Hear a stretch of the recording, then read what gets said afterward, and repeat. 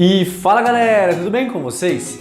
Nessa aula vamos conversar sobre a regionalização pelo nível de desenvolvimento. Com o fim da Guerra Fria e da bipolaridade entre Estados Unidos e União Soviética, as contradições econômicas e sociais entre os países desenvolvidos e os países subdesenvolvidos se tornam mais evidentes, acirrando a relação entre esses países. Nesse cenário internacional modificado, se criou uma nova regionalização para o mundo. De acordo com o nível de desenvolvimento, as nações foram classificadas em países norte e países sul. Como a maior parte dos países ricos está situada no hemisfério norte, eles passaram a ser chamados de países do norte. A Austrália, Nova Zelândia se situam no hemisfério sul, mas pela similaridade de suas condições de vida e de desenvolvimento econômico com as nações desenvolvidas do hemisfério norte, também foram agregadas e classificadas como países do norte. Os países do sul estão situados no hemisfério sul.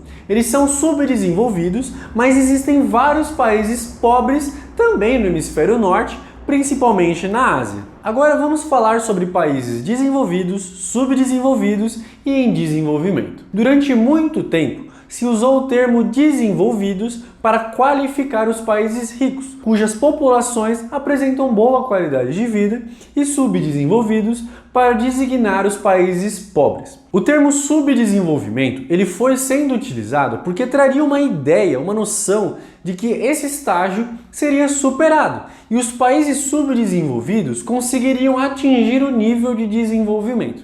No entanto, essa noção não corresponde à realidade, porque não necessariamente um país subdesenvolvido consegue ultrapassar suas barreiras e alcançar o desenvolvimento econômico e também social. A designação subdesenvolvidos, a ONU altera essa expressão para países em vias de desenvolvimento. Os países desenvolvidos são também chamados de industrializados ou ricos, e a sua economia é forte e a dinâmica garante que o Produto Interno Bruto, o PIB, que seria a soma de todos os bens e serviços finais produzidos por um país.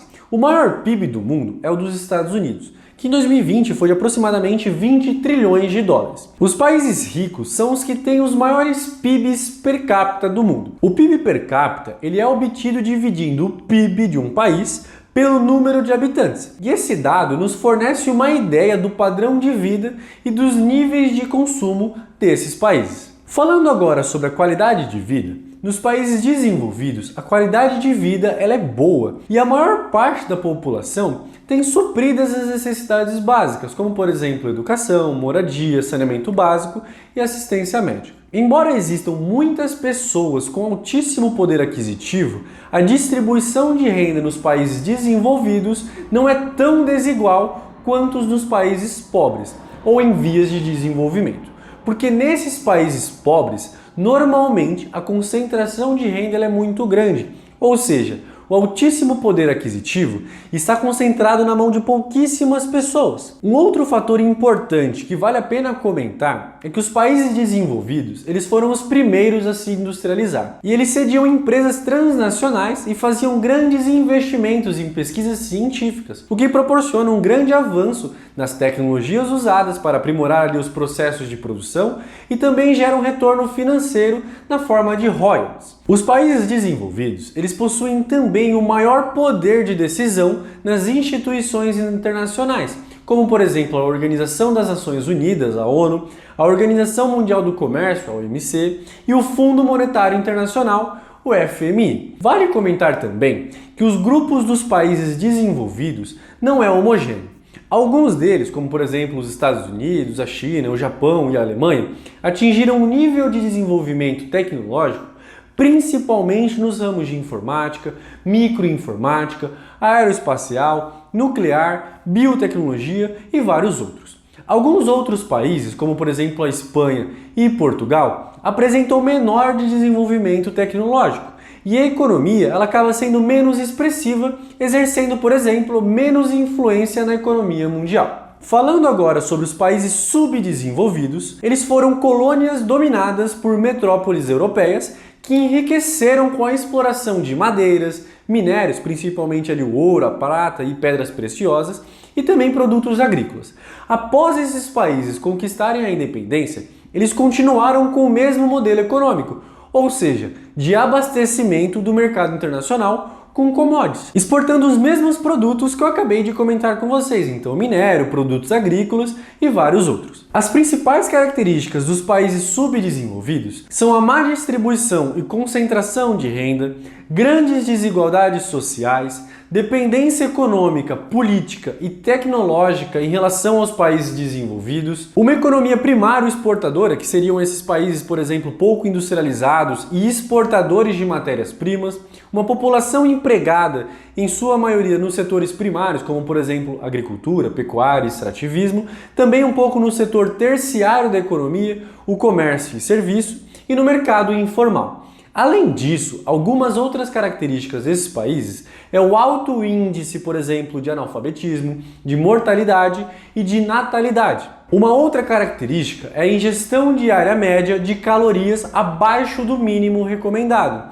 E além, é claro, da grande parcela de pessoas vivendo em moradias muito precárias e até na rua. Agora, vamos falar sobre os graus de desenvolvimento. O grau de ocorrência dos problemas que eu acabei de comentar com vocês, ele varia de um país para o outro. No continente americano, por exemplo, pode-se observar um forte contraste de desenvolvimento econômico e social entre os países subdesenvolvidos pouco industrializados, como por exemplo o Haiti e a Guatemala, e os países subdesenvolvidos e industrializados, ou como é mais utilizado, os países em desenvolvimento, como por exemplo o Brasil, o México e a Argentina. O mesmo ocorre em várias outras áreas do planeta. A ONU, ela adota a expressão países menos desenvolvidos para os países mais pobres do mundo, que estão concentrados na África, na Ásia e também na América. Entre eles estão, por exemplo, Moçambique, Serra Leoa, Sudão, Guiné-Bissau, Iêmen e o Haiti. Para fechar, os países subdesenvolvidos, industrializados ou em desenvolvimento são os países pobres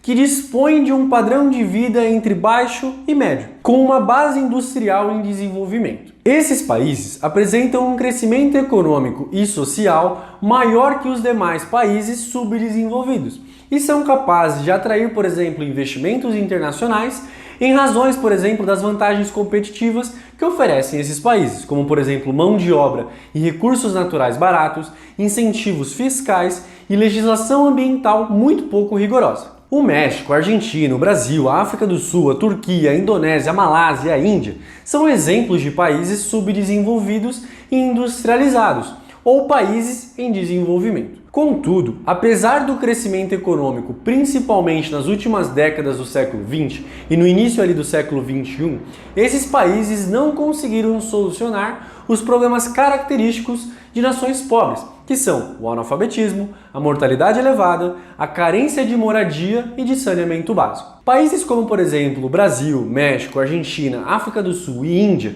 que possuem ali matérias-primas e mão de obras baratas, de grande mercado consumidor e de fontes de energia, eles foram escolhidos para abrigar um grande número de empresas transnacionais. Com isso, eles continuaram a exportar matérias-primas para os países desenvolvidos, mas também passaram a exportar produtos industrializados, geralmente com baixa tecnologia. Essa aula de regionalização pelo nível de desenvolvimento foi um pouco mais intensa e mais complexa, mas eu espero que vocês tenham anotado, prestado atenção e eu espero que vocês tenham gostado. Até a próxima!